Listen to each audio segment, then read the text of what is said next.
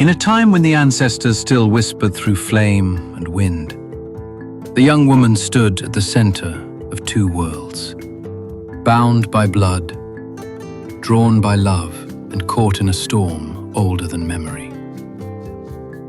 Her name was Adana, daughter of Dibia Enze, the revered priest of the sacred fire.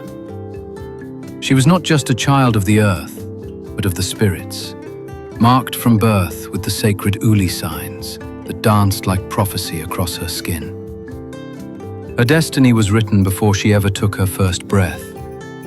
She would marry within the clan, and her union would protect the ancestral bond that guarded the village from ruin. But the fire cannot be told where to burn. One day, from the distant Ethiopian highlands, came Tadesse, a blacksmith and traveling griot.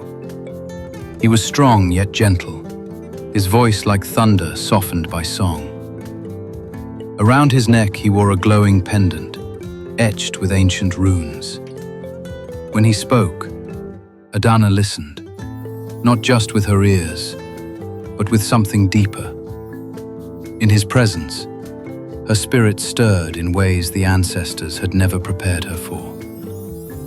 And yet, another shadow lingered in her heart. Years ago, during a raid on her village, she had been saved by Kojiro, an exiled warrior monk from the east, who now traded spices along the trade routes. He was quiet, steady, his presence a calm river beneath her fire. Though their time was brief, their connection had never vanished. Caught between two loves and one ancestral vow, Adana's heart became a battlefield. Her father, Dibia Enze, reminded her daily of the promise etched into her fate. The vow made generations ago, that her marriage would ensure the village's spiritual protection.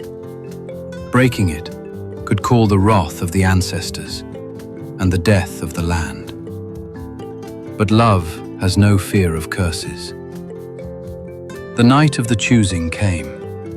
Drums echoed through the forest, flames rose in the shrine, and the entire village watched as Adana stepped forward. She did not choose Tadesse. She did not choose Kojiro. She walked into the shrine's sacred circle, and there uncovered the truth that shattered everything. Her mother, long dead, had once broken the same vow. She had chosen love over law, and her silence had become the curse that now threatened her daughter's soul. The glowing pendant worn by Tadesse had once belonged to her. Adana fell to her knees. The fire turned blue, the wind howled with the voices of those who came before. She knew then, this was not just her story, it was theirs, all of theirs. And so, she made her choice. She lit the ancestral vow in flame. The cloth bearing her promised union turned to ash. "I will not carry the weight of silence," she said. "Let love speak, or let fire take me." Some say the spirits wept that night. Some say they smiled. Tadesse left the village that morning, taking the flame with him. Kojiro returned to the mist, his heart silent but free. And Adana? She stayed, a woman reborn. No longer the daughter of prophecy, now the author of her own.